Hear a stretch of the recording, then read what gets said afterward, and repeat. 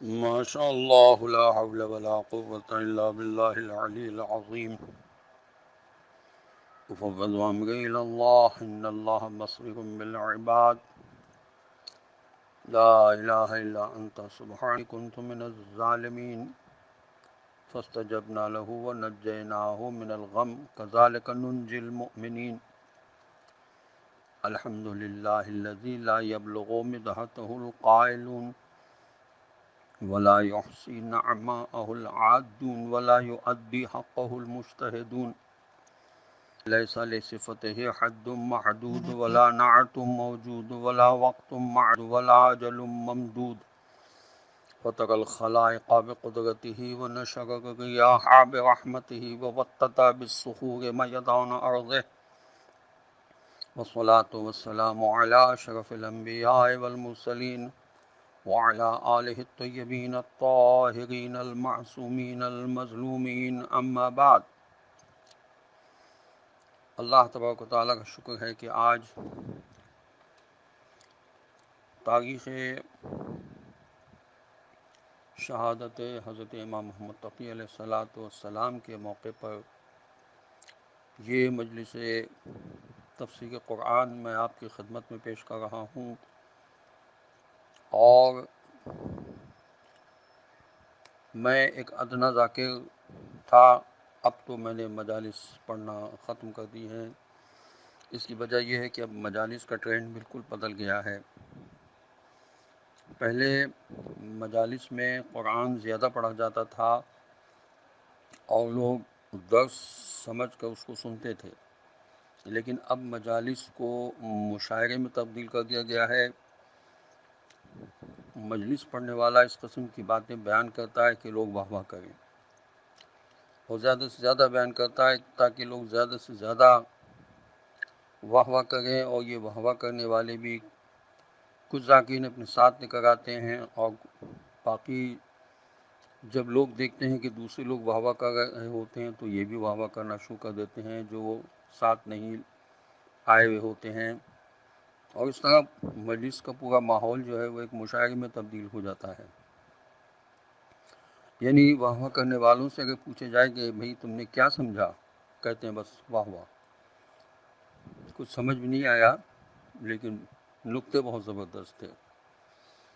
یعنی اب وہ قرآن جس کے لیے رسول نے فرمایا تھا کہ میں تمہارے درمیان دو چیزیں چھوڑے جا رہا ہوں، قرآن اور اہل بیت علیہ الصلاۃ والسلام، اور قرآن کی آیتیں کم سے کم پڑھی جاتی ہیں، اور وہ بھی صرف وہ آیتیں پڑھی جاتی ہیں جو ان کے مطلب اور ان کے مقصد کے درمیان میں اس کو واضح کرنے کے لیے اس کو سپورٹ مل جائے۔ ورنہ یہ نہیں ہوتا کہ جو قرآن کی ترتیب ہے اس کو مد نظر رکھتے ہوئے کم سے کم ایک رکوع ہر مجلس میں اگر ذاکر بیان کرے اور ہر ذاکر ابتدا سے شروع کرے تو اس انداز سے اگر ذاکرین نظام جو ماشاءاللہ بہت صلاحیت رکھتے ہیں قرآن کی تفسیر بیان کریں اور اس کے بیچ میں نکات بیان کریں، لیکن وہ ترتیب کے ساتھ ہو۔ ابتدا سے اگر ہر ذاکر شروع کرے اور ہر مجلس میں ایک رکوع کی آیات کی تلاوت بھی کرے، اس کا ترجمہ بھی بیان کرے، اس کی تفسیر بھی بیان کرے، اور اس کے درمیان نکات بھی بیان کرے، تو یہ مجلس مشاعرے سے بدل کر مجلس تفسیر قرآن ہو سکتی ہے۔ خدا کرے کہ یہ ایک کوشش ہے جس کو امام زمانہ عجل اللہ تعالیٰ فرج و شریف کے ظہور کی آمد کے لیے ایک زمینی کے طور پر کی جا رہی ہے کہ الحمدللہ ابتدا سے قرآن مجید کے جتنے رکوع ہیں ان کو تلاوت کیا جا رہا ہے، ان کا ترجمہ بیان کیا جا رہا ہے، اور ان کی مختصر تفسیر بھی بیان کی جا رہی ہے۔ اب اس کو مجلس کے انداز میں ذاکرین نظام جو بہت اہلیت رکھتے ہیں، صلاحیت رکھتے ہیں، اس کو بہترین انداز سے پیش کر سکتے ہیں۔ آج سورہ مبارکہ یونس کی چھٹے رکوع کی آیات میرے پیش نظر ہیں، اور جیسا کہ آپ جانتے ہیں کہ میں کراچی سے تاج العلماء مولانا محمد نقی نجفی علی اللہ مقامہ کا پوتا علی احمد آپ کی خدمت میں حاضر ہوں سورہ مبارکہ یونس کے چھٹے رکوع کی آیات کے ساتھ۔ سورہ یونس قرآن مجید کا چھٹا رکوع اس وقت پیش کر رہا ہوں۔ سورہ یونس قرآن مجید کا 10واں سورہ ہے، اور اس کی چھٹے رکوع میں 7 آیات ہیں جن کے نشانات ہیں 54 سے لے کر 60 تک۔ آیت نمبر 54 سے تلاوت کا شرف میں حاصل کر رہا ہوں۔ اعوذ باللہ من الشیطان اللعین الرجیم، بسم اللہ الرحمن الرحیم۔ ولو ان لكل نفس ظلمت ما في الارض لافتدت به واسروا الندامة لما رأوا العذاب وقضي بينهم بالقسط وهم لا يظلمون۔ ترجمہ: یہاں تک کہ اگر واقعی ہر اس آدمی کے پاس جس نے کوئی بھی ظلم کیا ہے وہ زمین کی ہر چیز یا تمام دولت بھی ہو، تو وہ اس کو سزا سے بچنے کے لیے معاوضے میں دینے پر تیار ہو جائے گا، اور جس وقت وہ اس سزا کو اپنی آنکھوں سے دیکھ رہا ہوگا تو اپنے دل میں شرمندگی کو بھی وہ چھپانے کی کوشش کر رہا ہوگا، کیونکہ ان کے درمیان پورے عدل و انصاف کے ساتھ فیصلہ ہو چکا ہوگا اور ان پر کسی قسم کا ظلم بھی نہیں ہو رہا ہوگا۔ تفسیر ماجدی میں اس آیت کے بارے میں ہے کہ یہ زمانہ رجعت کا ذکر ہے اس آیت میں، اور یہاں جو فدیہ دینے کا مطلب یہ ہے کہ اگر اس ظالم کے ہاتھ میں زمین کے تمام خزانے اور اموال آ جائیں تو وہ زمانہ رجعت میں خدا کے عذاب یا سزا سے بچنے کے لیے یہ سب کی سب دولت فدیہ میں دینے کو تیار ہو جائے گا۔ یہ تفسیر صحافی میں بھی منقول ہے، اور بقول امام جعفر صادق علیہ الصلاۃ والسلام یہ روایت منقول ہے۔ تو پہلے سے ہمیں تیاری کرنا چاہیے، یہ نہیں انتظار کرنا چاہیے کہ ہمیں جب قیامت نزدیک ہوگی یا جب ہم سے حساب کتاب ہوگا اس وقت ہم دنیا میں جس طرح سے معاملات کو ٹال دیتے ہیں، کور کر لیتے ہیں، وہاں بھی کر لیں گے، ایسا نہیں ہے۔ آیت نمبر 55، الا ان للہ ما فی السماوات والارض الا ان وعد اللہ حق ولکن اکثرهم لا يعلمون۔ ترجمہ: سنو، خبردار ہو جاؤ، تم کو معلوم ہونا چاہیے کہ حقیقتاً جو کچھ بھی آسمان و زمین میں ہے وہ سب کا سب اللہ ہی کا ہے، اس لیے آگاہ ہو جاؤ کہ اللہ کا ہر وعدہ بالکل سچا ہے، مگر ان میں کے اکثر لوگ ان اٹل ابدی حقیقتوں کو نہیں جانتے۔ آیت نمبر 56، وَيُحْيِي وَيُمِيتُ وَإِلَيْهِ تُرْجَعُونَ۔ ترجمہ: جبکہ وہی خدا ہے جو زندگی بھی بخشتا ہے اور وہی موت بھی دیتا ہے، اور پھر اسی کی طرف تم سب کو پلٹنا بھی ہے۔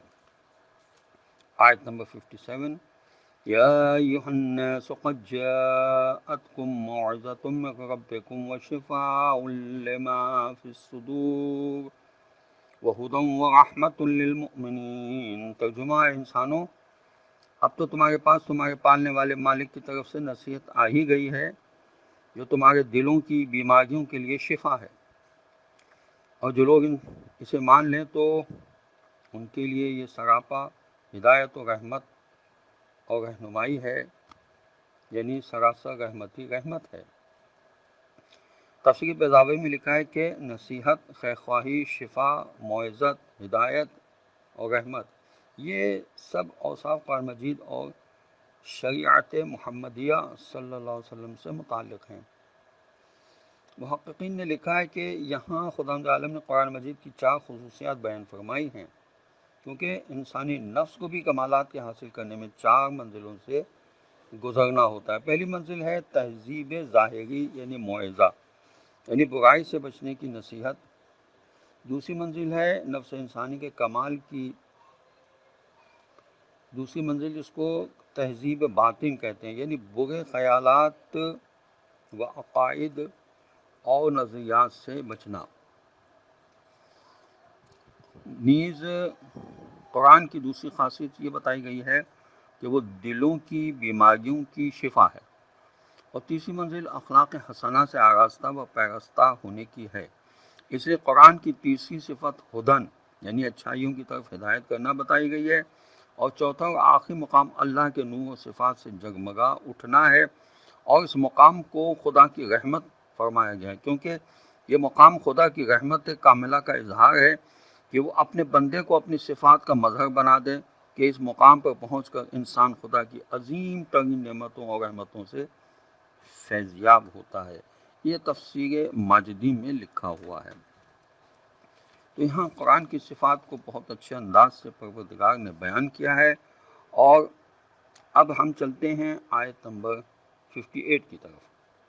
قُلْ بِفَضْلِ اللَّهِ وَبِرَحْمَتِهِ وَبِذَلِكَ فَلْيَفْرَحُوا هُوَ خَيْرٌ مِّمَّا يَجْمَعُونَ۔ ترجمہ، آپ صلی اللہ علیہ وسلم فرما دیں کہ یہ سب اللہ ہی کے فضل و کرم، بخشش و رحمت سے ہے، اس پر تو لوگوں کو خوشی منانی چاہیے، کیونکہ یہ قرآن ان تمام چیزوں سے کہیں بہتر ہے جسے یہ لوگ سمیٹ کر جمع کر رہے ہیں۔ تفسیر عیاشی میں لکھا ہے کہ حضور اکرم صلی اللہ علیہ وسلم نے ارشاد فرمایا کہ اللہ کے فضل سے یہاں مراد تمہارے نبی صلی اللہ علیہ وسلم کی نبوت ہے، اور خدا کی رحمت سے یہاں مراد علی ابن ابی طالب علیہ السلام کی ولایت ہے۔ اور خوش ہونے سے مراد یہ ہے کہ جو واقعی ہمارے دوست فرما بردار ہیں وہ خوش ہوں، اور ان کے مخالف اس دنیا کا جتنا بھی مال دولت جمع کر لیں وہ سب کا سب نبی کی نبوت اور علی علیہ السلام کی ولایت کے اعتقاد رکھنے سے بہتر نہیں ہو سکتا۔ آیت نمبر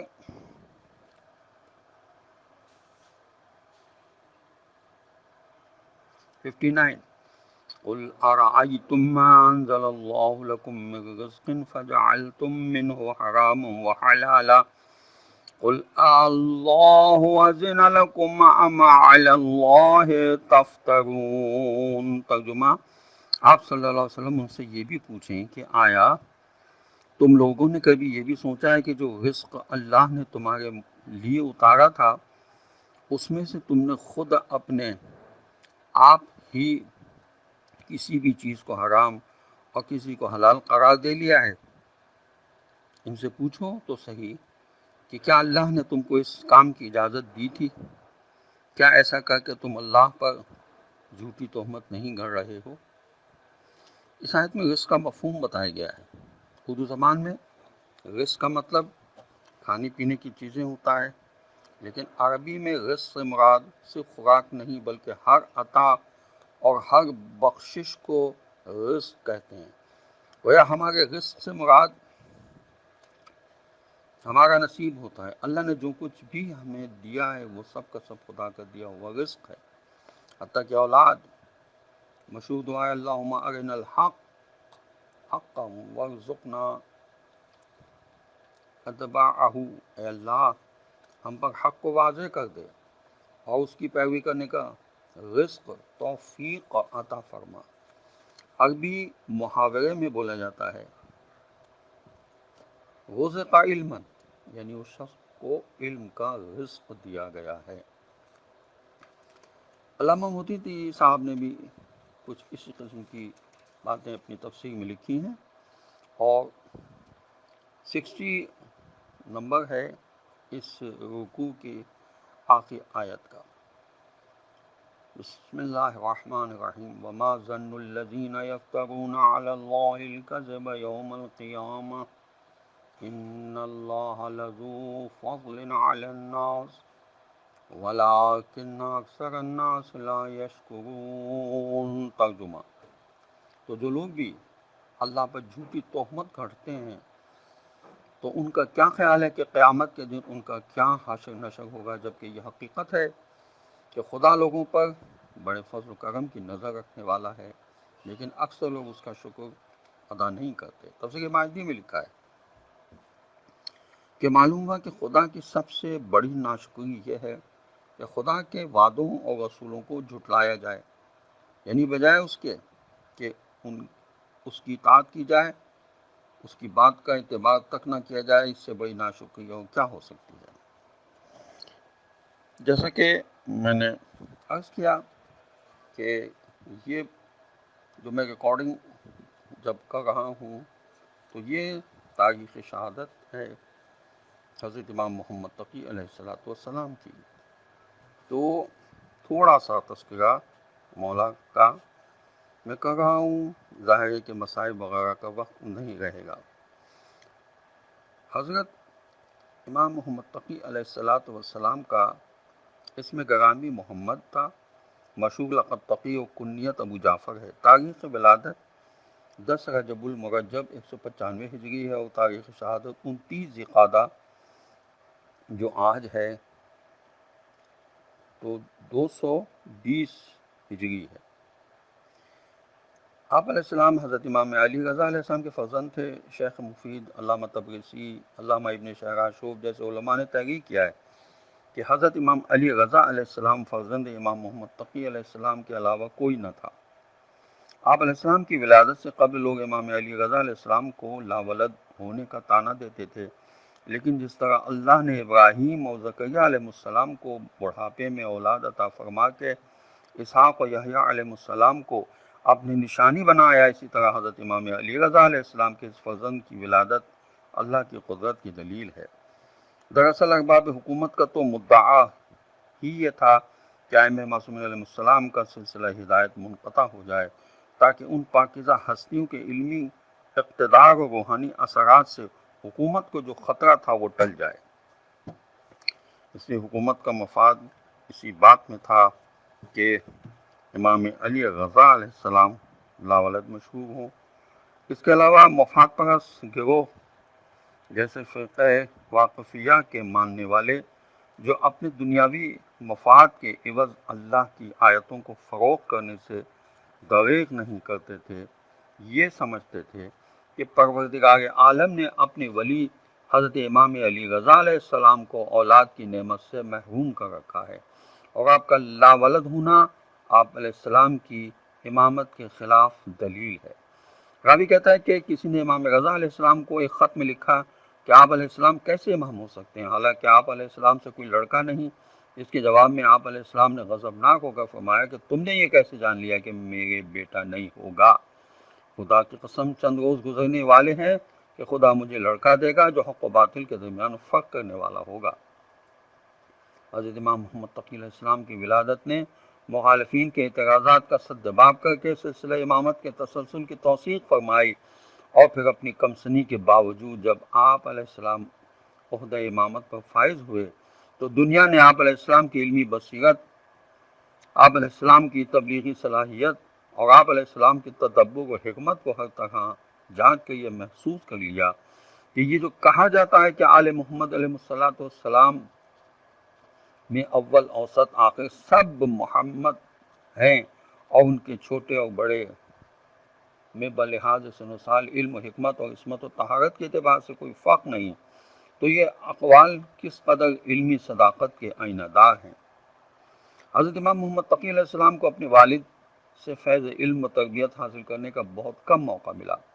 ابھی آپ علیہ السلام کا سن مبارک 6 سال تھا کہ مامون رشید نے آپ علیہ السلام کے والد بزرگوار حضرت امام علی رضا علیہ السلام کو مدینے سے ہجرت پر مجبور کیا، اور ساتھ ہی یہ شک بھی لگائی کہ آپ علیہ السلام کے اہل و عیال مدینے ہی میں رہیں گے۔ اسی عالم غربت میں غریب الغربا امام علی رضا علیہ السلام کی شہادت واقع ہوئی، اور 8 سال کے مختصر سن میں عہدہ امامت کی عظیم ذمہ داریاں حضرت امام محمد تقی علیہ السلام سے متعلق ہو گئیں۔ خاندان رسالت کی عظمت سے ناواقف اور سلسلہ امامت کی بزرگی سے بے بہرہ لوگ اسی غلط فہمی کا شکار تھے کہ وہ علمی کمال و روحانی اقتدار جو ائمہ اہل بیت علیہ السلام کا امتیاز رہا ہے، اس سے حضرت امام محمد تقی علیہ السلام اپنی کمسنی کی وجہ سے محروم ہوں گے۔ لیکن عباسی خلیفہ مامون رشید جب ایک مرتبہ مدینے کے بازار سے گزر رہا تھا تو اسے امام محمد تقی علیہ السلام سے گفتگو کا موقع ملا۔